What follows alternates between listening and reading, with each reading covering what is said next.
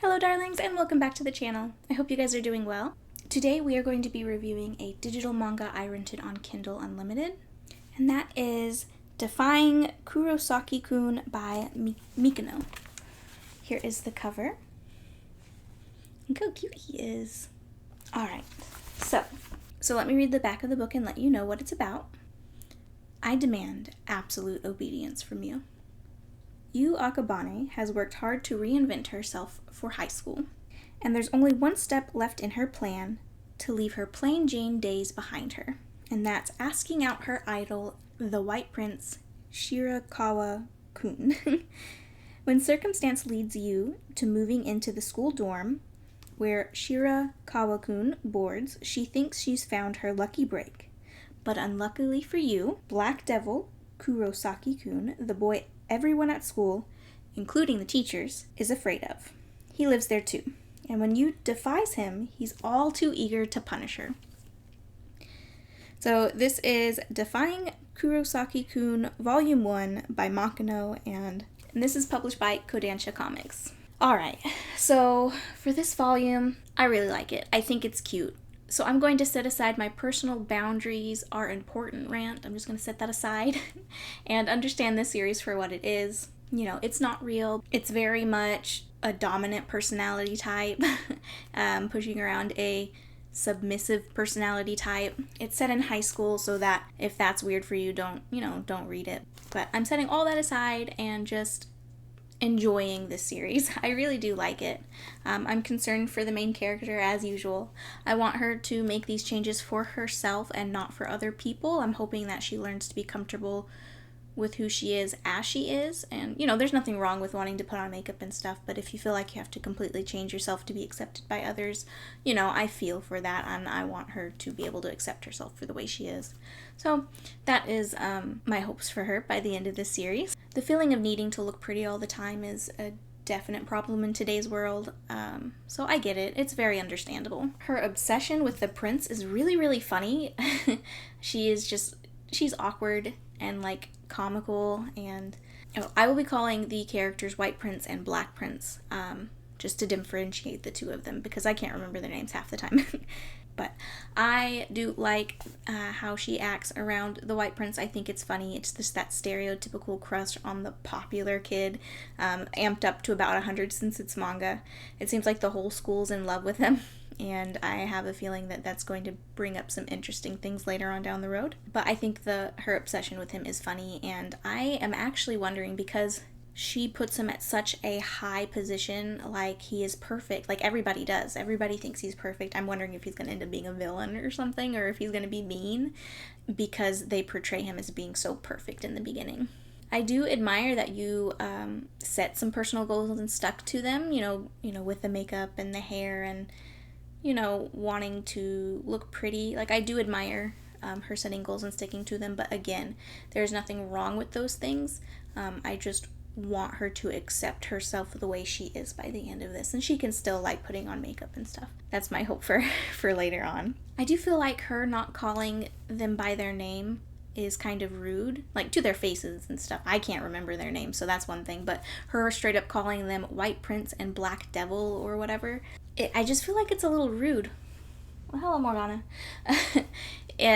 But I think maybe the whole school does it, so maybe they're just used to it by now. I really, really thought it was funny when she went to go try to talk to the White Prince, and she got caught up with the Black Devil, like literally the whole button thing. Like, I thought it was funny. Girly smelling buttons. Like, what's with that? That's ridiculous. It was pretty funny, though. For any of you that don't know, back there is Mr. Morgana.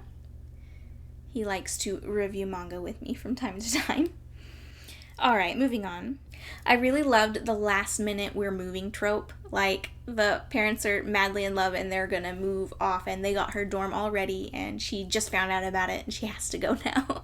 I thought that was pretty funny. And I will say the shirt that the dad's wearing that says Big Dad is just a bonus, and it made me crack up so hard. I don't know why. A little bit later in the story, when she is going to the dorms for the first time, the White Prince walks her there, and they run into the Black Devil, or the Black Prince, I can't remember what they call him, and somebody spit gum in his hair. And this whole thing happens. This is going to be a spoiler. I'm mainly bringing it up because it just feels so, like, such a severe reaction. So he is hot-headed. You know, he's a hot-headed manga character, which is really funny at times. But he gets really mad, and this whole thing happens where he's backing up the White Prince, I believe, into the wall. And Yu is really afraid that the Black Devil is going to hurt him. So she has the idea to cut off this guy's hair, thinking that's going to solve the problem of him being mad and trying to hurt somebody. Like, in what world do you think cutting off somebody's hair is going to solve this problem? She was really flustered during this whole thing, and she was just trying to do something to make it better, but oh my gosh, it did not make it better. I would be so mad if somebody just straight up cut my hair because of it. But I thought it was just really extreme, and the entire time that whole scene was happening, I was just like, run. You need to run, girl. Just go. So far for the characters, I really like them. Yu's, you know, cute, and she's in love, and she wants to be perfect so she can talk to the White Prince. The White Prince and the Black Devil have an interesting relationship. They seem to be friends, but I'm wondering if there's more going on with it. Like, I don't know. But I do get the feeling that the White Prince likes to watch drama go on, or at least, like, maybe he likes to meddle in it. I'm not 100% certain. But I get the feeling that he's not going to be as perfect as what Yu wants him to be.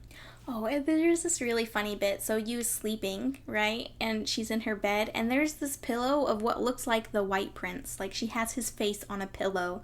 And I just don't know. I don't know how to feel about that. It feels a little creepy.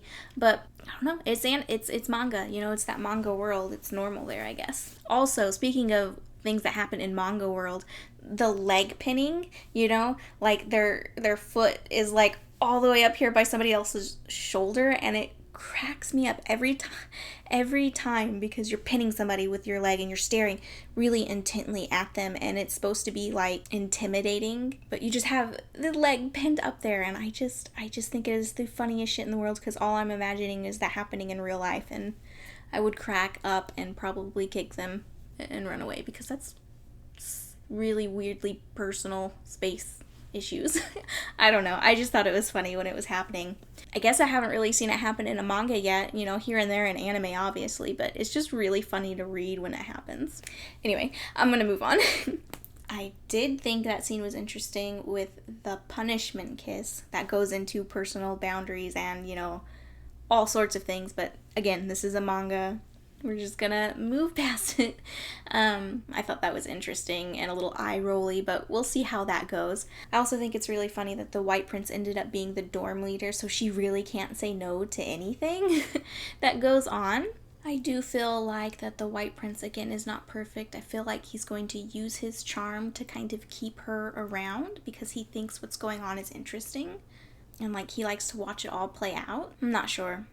I don't have a great feeling about him. So when Yu moves into the dorm, the girls play a trick on her because she's getting attention from the White Prince or is trying to talk to the White Prince. And that entire prank was amazing and horrible all at the same time. I was giggling the entire time. But I will say I hate mean girls. Like, I feel like that is a social anxiety nightmare. You know how when people are so nice to your face and then they turn around and do like horrible stuff behind your back? That is a worse nightmare for anxiety people to come true. Like that entire scenario, oh, you know, we're going to be nice to you and tell you this thing, but we're actually lying to you. Oh gosh, I couldn't imagine it. I would have been mad. I feel like I would have been a lot like more upset about this situation, but I guess she had other things to be worried about and more upset about, specifically people seeing her without makeup and seeing her butt naked. So I guess she has her priorities in order, but I would have been mad at those girls. I would have tried to figure something out. But I guess the Black Devil did straighten them out a bit and scare them, so okay, you know, I guess I could deal with that. I really like when the Black Devil said, "You're just you," to her. I think that might help her later on. But yeah, the whole situation was really funny. I also really, really liked how Yu was able to rope the Black Prince into being a team player. Like, she was pretty sneaky there. I really enjoyed that kind of banter back and forth. I hope they do more of that. I hope she finds more of a voice with these people and is not so kind of quiet and doesn't say much. I really hope she finds her voice, and I want her to bicker more with the Black Prince, or the Black Devil.